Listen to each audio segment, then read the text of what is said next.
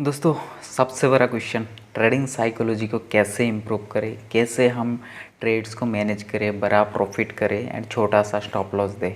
देखिए, ये बोलना जितना आसान होता है उतना आसान है नहीं एक्चुअल में, सच बोले तो। ठीक है, अब उसका कुछ प्रोसीजर होते हैं, कैसे आप मान सकते हो। जैसे वो साइकोलॉजी बिगड़ते कहाँ से हैं, वो साइकोलॉजी इसलिए बिगड़ते हैं ना, कुछ स्ट्रेटजी से हम काम करते हैं। वो स्ट्रेटजी अगर आपको 10 बार प्रॉफिट देते, 2 बार एक बड़ा लॉस देते हैं ना, तो उस स्ट्रेटजी पे आपको काम नहीं करना चाहिए। वो स्ट्रेटजी बेकार स्ट्रेटजी है। आपको स्ट्रेटजी ऐसे ढूंढना चाहिए एटलीस्ट आपको 50-50 रेशियो दे। ठीक है, आपका लॉस हो 5000 जाए एंड प्रॉफिट भी हो तो 5000 है। ऐसा नहीं होना चाहिए कि एक ट्रेड में आपने 20,000 कमा लिया, ठीक है, फिर एक ट्रेड में आपने 10,000 कमा लिया, फिर 50,000 कमा लिया, एक ट्रेड में आपने 2 लाख का लॉस कर दिया। तो क्या फ़ायदा उस स्ट्रेटजी का? कोई फ़ायदा नहीं है।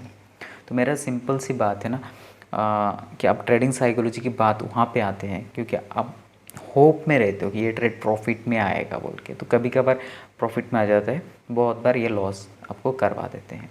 ठीक है, तो इसको ठीक करने के लिए आप trading in the zone psychology book आप रीड कर सकते हो। ठीक है, मैंने 2-3 बार इसको स्टडी किया है। तो इस बुक का सबसे अच्छा जो पार्ट मेरे को लगा है ट्रेडिंग इन द जोन में, वो ये है कि अगर आप एक कॉइन को लेके टॉस करते हो ना, अगर 5 बार हेड आया तो इसका कोई गारंटी नहीं है 6 टाइम हेड आएगा, 6 टाइम टेल आ सकता है। ठीक उसी तरह इसका भी कोई गारंटी नहीं है 5 टाइम्स हेड आया तो 6 टाइम्स टेल ही आएगा। ठीक है, तो ये बिलीव रखना है आपको, ये बिलीव नहीं रखना है। गैम्बलिंग माइंडसेट आपको चेंज करना है। दिन में एक ट्रेड किया, प्रॉफिट आ गया, मार्केट बंद, फिर कोई ट्रेड नहीं। ठीक है, लॉस आ गया, कोई ट्रेड नहीं। ठीक है, एक ट्रेड लॉस आ गया तो दूसरा ट्रेड में जा सकते हो, बट इससे ज़्यादा नहीं। ठीक है, हर डे में आपका जो रिस्क मैनेजमेंट है, रिस्क मैनेजमेंट को आप फॉलो करो। 2% लॉस आ गया तो आप दूसरा ट्रेड मत करो। ठीक है, हालांकि आप अगर आपका स्ट्रेटजी ये कहता है कि आप 5% तक लॉस ले सकते हो एक दिन में तो आप जाओ, बट ओवरऑल ड्रॉ डाउन 20% से ज़्यादा नहीं होना चाहिए आपके अकाउंट में कभी भी। ठीक है, आप एक ही स्ट्रेटजी पे काम मत करो। ठीक है, एटलीस्ट आपके पास 4-5 स्ट्रेटजी होना चाहिए। ठीक है, नहीं तो क्या होगा, जल्दी बोर हो जाओगे। तो बुल रन के लिए आपका एक स्ट्रेटजी होना चाहिए, बियर रन के लिए आपके पास एक स्ट्रेटजी होना चाहिए, वॉलेटाइल मार्केट के लिए आपके पास एक स्ट्रेटजी होना चाहिए। तो एटलीस्ट तो देखो 3 स्ट्रेटजी चाहिए आपको काम करने के लिए। सिर्फ ऑप्शन बाइंग में डिपेंडेंट मत हो, सबसे रिक्वेस्ट है, सिर्फ ऑप्शन बाइंग में डिपेंडेंट मत हो। ऑप्शन बाइंग के साथ साथ ऑप्शन सेलिंग भी करो। ठीक है, क्योंकि देखो सिर्फ ऑप्शन बाइंग करके आप मार्केट में सस्टेन शायद नहीं कर पाओगे। ऑप्शन बाइंग के साथ साथ ऑप्शन सेलिंग भी करो। ठीक है, ताकि आप मार्केट में सस्टेन करो, क्योंकि मार्केट चेंजेस होते रहते हैं, चेंज के हिसाब से आपको भी मार्केट में ट्रेड लेना पड़ेगा। ठीक है, फिर स्टॉक्स में करो। क्यों भाई, आप सिर्फ ऑप्शन बायर ही क्यों बनना है या फिर ऑप्शन सेलर ही क्यों बनना है? ट्रेडर बनो ना।